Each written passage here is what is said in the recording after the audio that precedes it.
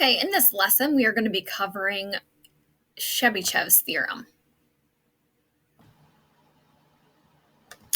Unlike empirical rule that only works for normal distributions, Chebyshev's theorem can be applied to any shaped distribution. And what it says is for any numerical set, at least 1 minus 1 over k squared of the data will lie within k standard deviations of the mean, where k is any positive number greater than 1. Now you might be thinking, what exactly does that mean? So we're going to take a look at just a few examples that I think help explain what that actually says.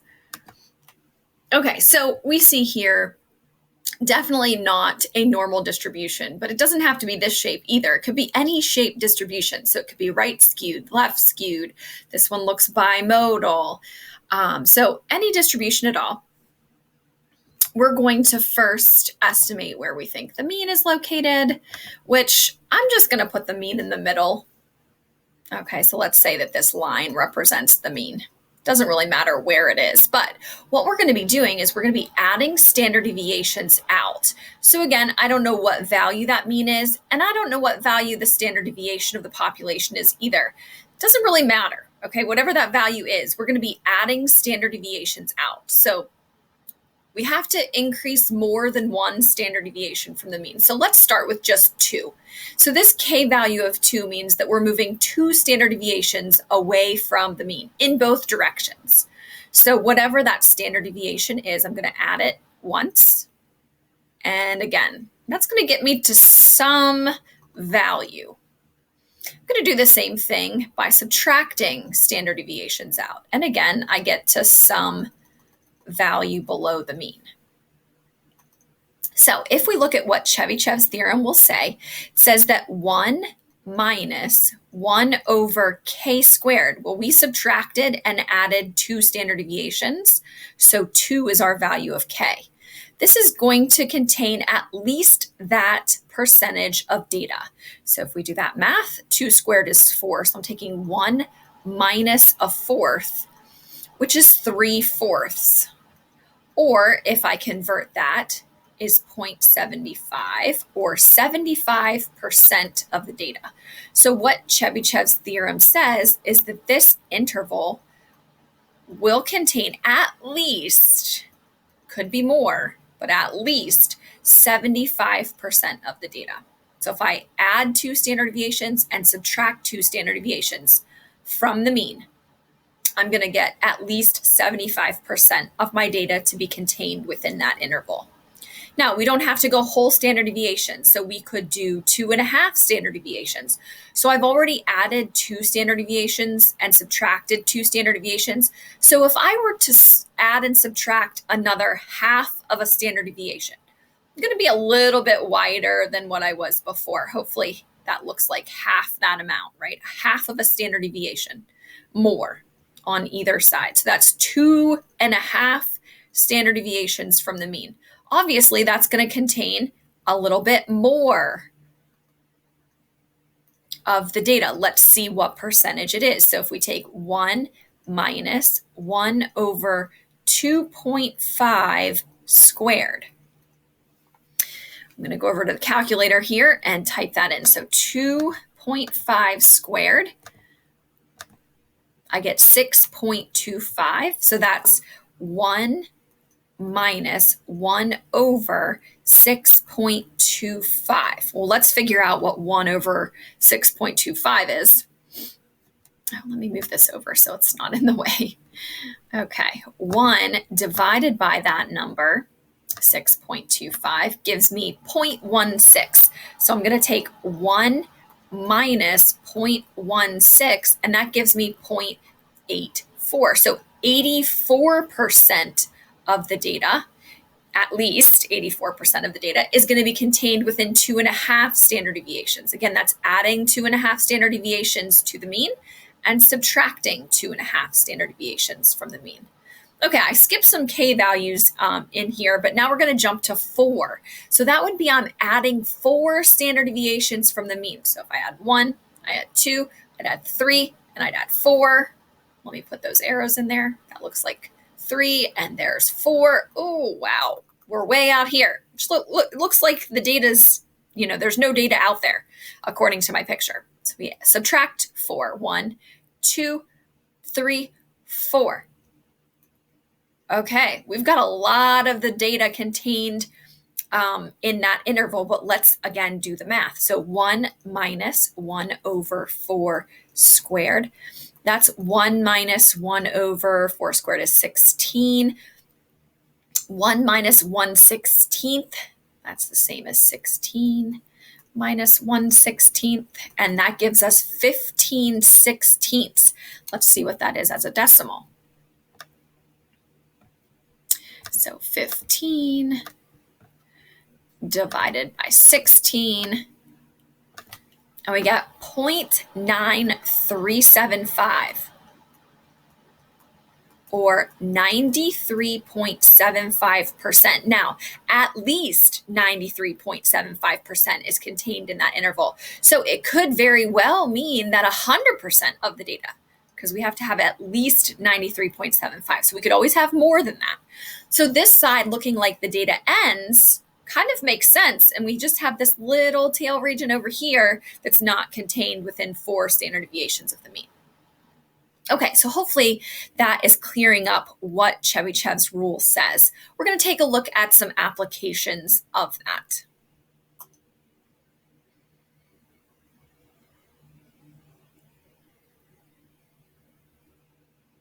Oh, my computer is being super slow. Sorry about that, guys. There we go. All right, so this example says a distribution has a mean of 28 and a standard deviation of 3. If the shape of the distribution is unknown, what is the minimum percentage of data contained within 3 standard deviations of the mean? Okay, so we have no idea what the graph, what the shape of this distribution is. Could be right skewed, could be left skewed, could be crazy bimodal or multimodal, right? We don't know.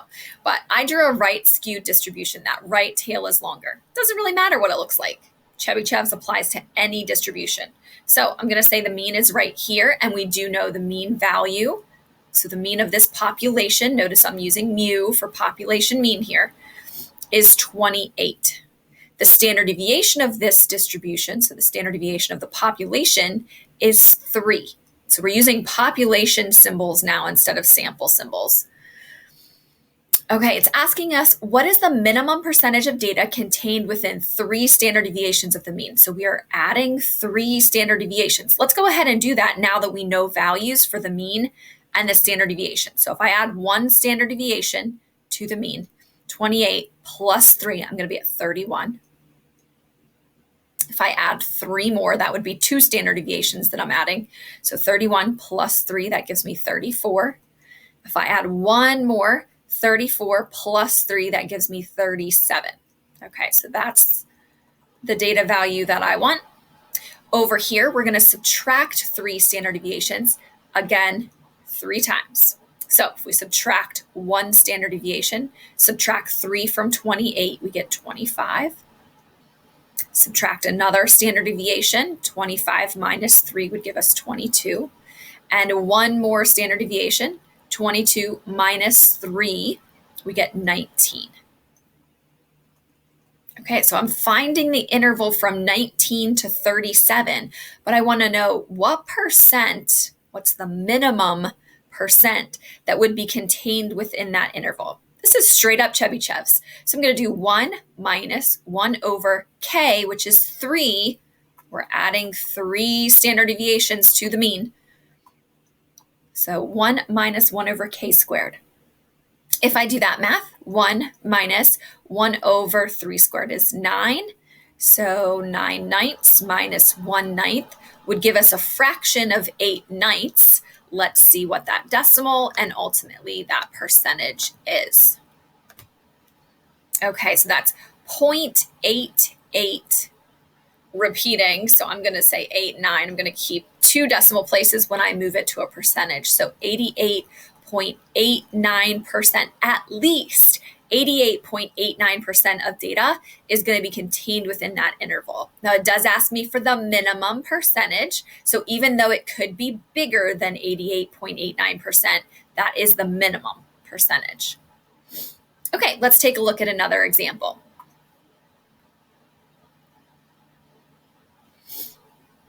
This example says the speeds of vehicles on a section of highway have a mean of 60 miles per hour and a standard deviation of 2. The distribution of speeds is unknown. At least what proportion of vehicles must be traveling between 55 and 65? Okay, again, I don't know the shape of this distribution. Could be anything, so it doesn't really matter what it looks like when you draw it, right? Let's say it looks like that. We want the mean to be 60, so I'm going to say that that's here. That's the mean of the population, and the standard deviation of this population is 2. Now, I want to know between 55, which is below the mean, and 65, which is above the mean. But notice it didn't tell me how many standard deviations I would need to move out to get to those values. So we don't know what K is. So we have to find K first before we can use Chebyshev's theorem. Empirical rule, again, is only used for normally shaped distributions, and we don't know the shape of this one. Okay, so we're using Chebyshev's. Okay, to find this number of standard deviations, we just find the z-score of each of these two values. So we talked about z-score in one of the previous lessons, where we take the data value, 55, minus the mean, and divide it by the standard deviation. Now we need to do that for both data values because we need to convert 55, and we also need to convert 65 into the number of standard deviations we are away from the mean. Okay, so if we do that math, here we get -5 divided by 2. And here we get +5 divided by 2. I'm kind of out of room here, but if we divide those, -5 divided by 2, this one gives me -2.5. And 5 divided by 2 gives me +2.5. So guys, what that tells me is that I'm adding 2 and then a half of a standard deviation from the mean in both directions, right? Adding 2.5 and I'm subtracting 2.5. So we just found K. K equals 2.5. We're going 2.5 above, 2.5 below. So again, now let's plug that into Chebyshev's theorem. 1 minus 1 over K squared should be contained within that interval. 2.5 squared, let me go ahead and find out what that is. We get 6.25, so 1 minus 1 over 6.25. I'm going to go ahead and convert that to a decimal. 1 divided by that number, 6.25, gives me 0.16. Oh, I think we did this in that first slide, right? And we get 84% at least. It could always be more than that, right? But at least 84% of the data is going to be contained within that interval.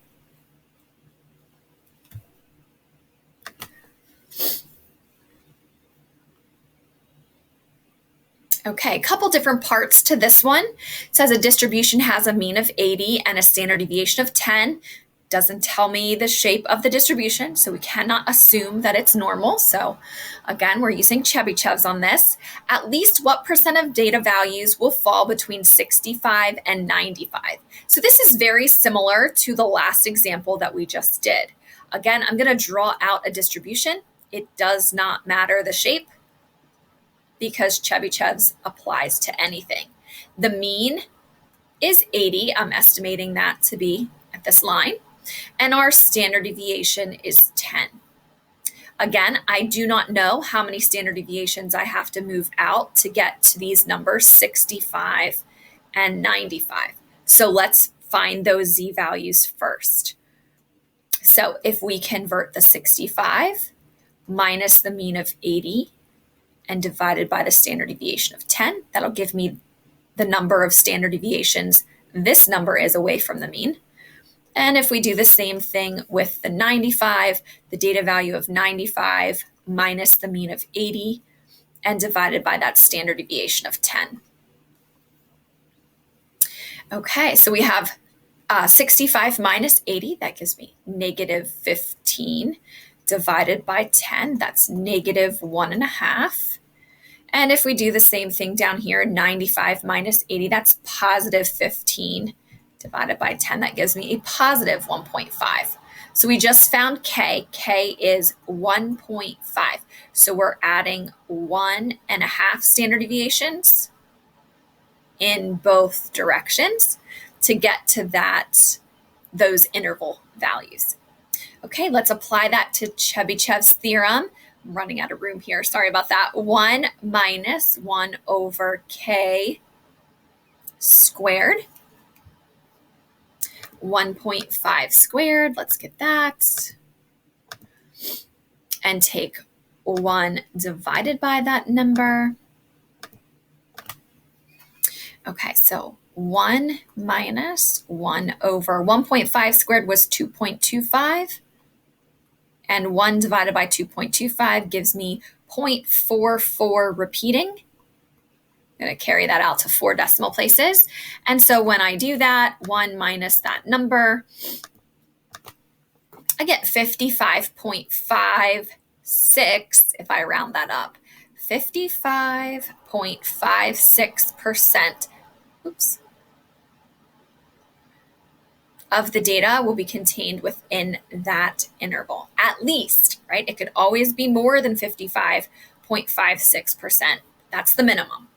Okay, so that's my answer to part A. Part B, find the range in which at least 88.89% of the data will fall.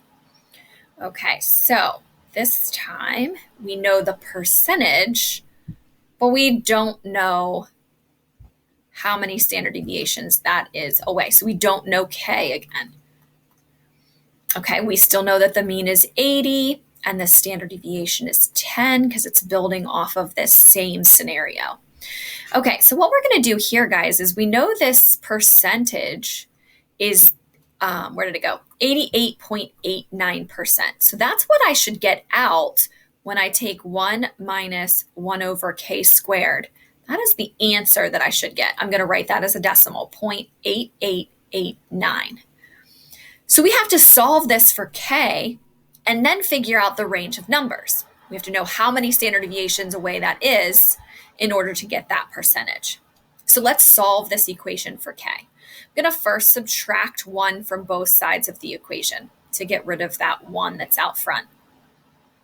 If I do that, I have 0.8889 minus 1 gives me negative 0.11.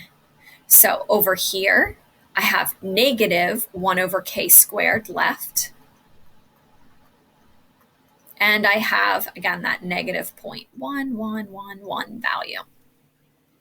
Now, I'm going to just stick this over 1 and cross multiply to get that K squared out of the denominator. So if I cross multiply the numbers on the diagonal, I'm going to multiply K squared by the negative 0.1111. That would give me negative 0.1111 K squared equals, I'm going to multiply the values on the other diagonal, which negative 1 times 1, that just gives me negative 1. The purpose of doing that was to get K squared out of the denominator.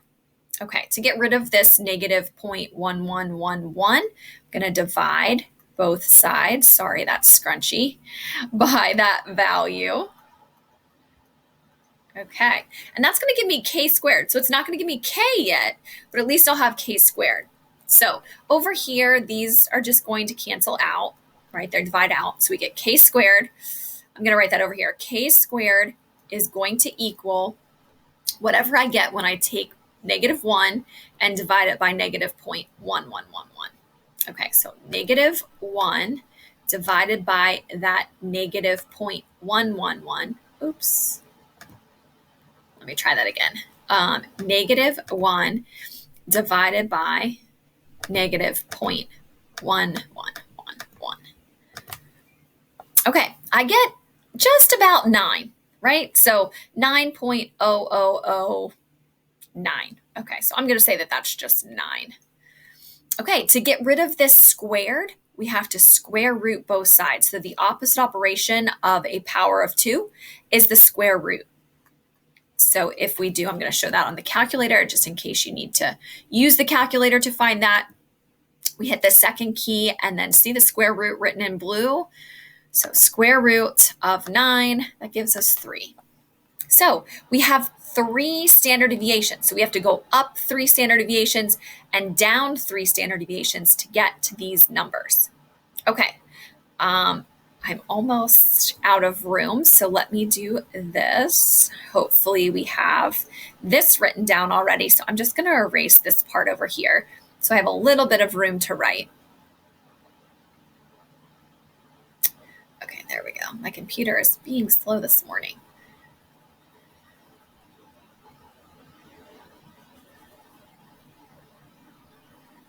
Okay, so we determined that k is 3. So we're going to add 3 standard deviations to the mean and subtract 3 standard deviations from the mean. So if my mean is 80 and I'm adding 3 standard deviations, our standard deviation was 10. And we're taking 80 and subtracting 3 standard deviations. Okay, so this means that I'm taking 80 and 3 times 10 is 30. So I'm adding 30 to 80. That gives me 110. And I'm taking 80 and I'm subtracting 3 standard deviations, which is 30. And that gives me a value of 50. So this range of values that represents 3 standard deviations in both directions is from 50 to 110. Okay, and then the last part, find the range in which at least 93.75% of the data will fall. This is very similar to the last one. It's just another example of the same kind of question.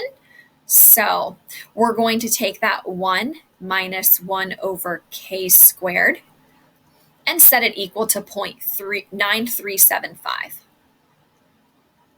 I'm going to solve that equation for k. So again, subtract 1 from both sides. If we do that, 0.9375 minus 1. So we got, again, these cancel. On this side, we have that negative 1 over k squared left. And on the right side, we got negative 0.0625. I'm going to stick that over 1 and then cross multiply. So we get negative 0.0625 times k squared and negative 1 times 1. I'm going to divide both sides by the negative 0.0625. And that, again, is going to give me k squared. These are going to cancel. So get k squared equals whatever I get here. So let me divide those. Negative 1 divided by that negative 0.0625. Get 16. So k squared equals 16. I'm going to try to fit that right over here. Again, we square root both sides to get rid of that square. So we get k equals 4. Again, I'll show that in the calculator. We take the square root, so second, see the square root in blue of 16. And we do get 4. Okay, so we're adding and subtracting 4 standard deviations from the mean. Again, I'm going to give myself a little bit of room to write here. So let me erase a little bit of this work. Similar to the last question where we added 3 standard deviations, this time we're adding 4 standard deviations. So we're going to take that 80, add on 4 standard deviations, and take that 80 and subtract 4 standard deviations. So 80 plus 40, that's going to give me my upper limit, and 80 minus 40, that's going to give me my lower limit. didn't quite give myself enough space, but 80 minus 40 is 40, and 80 plus 40 is 120. So that range of values is going from 40 to 120. Whereas the last example, 3 standard deviations, we were going from 50 to 110. Okay, so this one contained only, well, at least 88.89% of the data. This interval contains at least 93.75% of the data. Okay, this concludes the lesson on Chebyshev's theorem.